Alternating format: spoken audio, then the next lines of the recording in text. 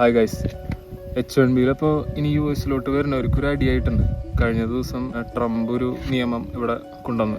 അതായത് H1B വിസയിൽ വരുന്നവർ ഇനി ഇയർലി $100,000 US ഗവൺമെൻറ്റിന് പേ ചെയ്യണം എന്നുള്ളത്. അതായത് ഏകദേശം ഒരു 88 ലക്ഷം രൂപയോളം ഗവൺമെൻറ്റിന് പേ ചെയ്യണം ഇയർലി. അതവർ എന്തിനാണ് പറയണമെന്ന് വെച്ച് കഴിഞ്ഞാൽ ഹൈലി സ്കിൽഡ് ആയിട്ടുള്ള ആൾക്കാർ മാത്രം ഇനി H1Bയിൽ ഇവിടെ വന്നാൽ മതി എന്നുള്ളൊരു കൺസെപ്റ്റാണ്. H1B എന്ന് പറയുന്നത് ഒരു വിസ പ്രോഗ്രാമാണ്. US-ലെ വർക്കേഴ്സിനുള്ളൊരു വിസ പ്രോഗ്രാം. ഹൈലി സ്കിൽഡ് ആയിട്ടുള്ള ഒരു ജോബ് പൊസിഷനിലേക്ക് US-ന്ന് ഒരു ആളെ കിട്ടാത്തതുകൊണ്ട് ഓഫ് ഷോറിൽ നിന്ന് ഒരാളെ എടുക്കാന്നുള്ള ഒരു കൺസെപ്റ്റാണ് H1B വിസ പ്രോഗ്രാം.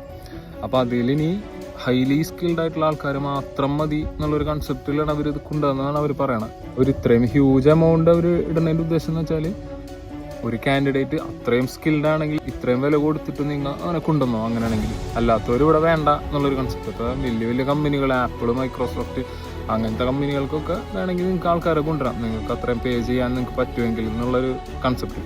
പക്ഷെ അത് ചെറിയ കമ്പനികൾക്കൊക്കെ അത് വലിയ അടിയാവും. കാരണം $100,000 ഇയർലി ഗവൺമെൻറ്റിന് പേ ചെയ്യണം, പിന്നെ ആ എംപ്ലോയിക്ക് മന്ത്ലി സാലറി കൊടുക്കണം. സോ അതൊരു വലിയൊരു ഹ്യൂജ് എമൗണ്ട് ആയിരിക്കും. അങ്ങനെ ഇനി ഒരാളെ കൊണ്ടുവരാന്ന് പറഞ്ഞാൽ അത് കമ്പനിക്ക് ഇനി താങ്ങാൻ പറ്റുന്ന ഒരു സംഭവമായിരിക്കില്ല സാധാ കമ്പനികൾക്ക്.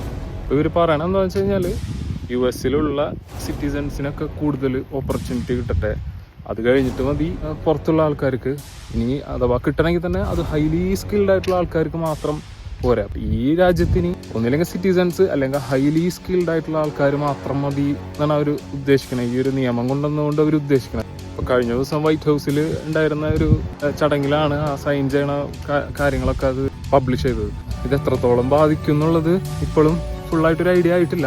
എന്തായാലും ഇനി H1B ഫയൽ ചെയ്യണവർക്ക് എന്തായാലും കുറച്ച് നാൾക്കൊരു ബുദ്ധിമുട്ട് എന്തായാലും ഉണ്ടാവും എന്നുള്ള തന്നെയാണ് മനസ്സിലാക്കണത്. അതുപോലെ H1B വിസയിലുള്ള US-ന്ന് പുറത്ത് നിൽക്കുന്ന ആൾക്കാർ എത്രയും പെട്ടെന്ന് തിരിച്ചു വരാനും കമ്പനികൾ പറഞ്ഞിട്ടുണ്ട്. കാരണം അവർക്കും ചിലപ്പോൾ ഈ ഒരു $100,000 പേ ചെയ്യേണ്ടി വരുന്ന ഒരു പ്രശ്നം ഇതിൽ ഒളിച്ചിരിക്കുന്നുണ്ടെന്നുള്ളതാണ് ഇപ്പോൾ പറയണത്. എന്തായാലും എത്ര നാൾ ഇതിൻ്റെ ഒരു എഫക്റ്റ് ഉണ്ടാവും നമുക്ക് പറയാൻ പറ്റില്ല. പക്ഷെ എന്തായാലും കറൻ്റ്ലി ഇതാണ് ഇപ്പോഴത്തെ ഒരു ലേറ്റസ്റ്റ് ന്യൂസ്. അപ്പോൾ H1B നോക്കുന്നവരാണ് നിങ്ങളെങ്കിൽ തൽക്കാലത്തേക്കൊന്ന് ഹോൾഡ് ചെയ്ത് അത് നിൽക്കേണ്ടി വരും അടുത്ത ഒരു റൂൾ വരുന്നത് വരെ. എന്തായാലും സ്റ്റേ ട്യൂൺ, ഫിംഗേഴ്സ് ക്രോസ്ഡ്. ഇതുപോലുള്ള അപ്ഡേറ്റ്സ് അറിയാൻ വേണ്ടിയിട്ട് എന്നെ ഫോളോ ചെയ്യാം.